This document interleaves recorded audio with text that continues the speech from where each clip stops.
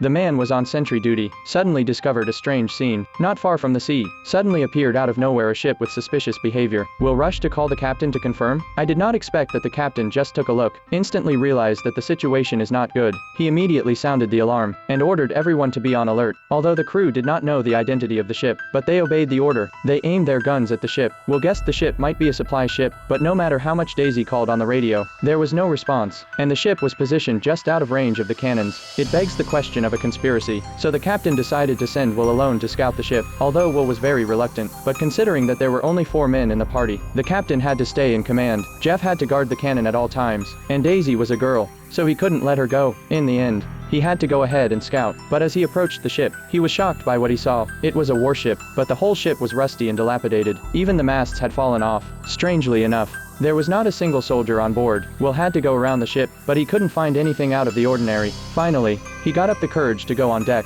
He turned on his walkie-talkie and told the captain what was going on. Then he planned to go inside the ship to check it out, but then the intercom suddenly malfunctioned. Will was afraid something bad might happen, so he turned off the intercom. When he entered the ship, Will saw that the cockpit was a mess. The electrical system had completely failed. Even the cups were covered in thick cobwebs. From these signs, that the ship had been abandoned for a long time. But when he went deeper into the cabin, he saw that there were still plenty of household goods and military equipment. At the same time, the captain has been unable to reach Will on the walkie-talkie. He thought Will might be in danger, so he decided to use a nuclear weapon with a longer range to destroy the ship. But the nuclear weapon requires 2 keys to activate, and the captain only has one. The other is held by Daisy. Daisy didn't want to do it, but under pressure from the captain, she finally gave in. Then the captain entered the code. He adjusted the nuclear bomb to be ready for launching. Just then, Will's voice came over the intercom.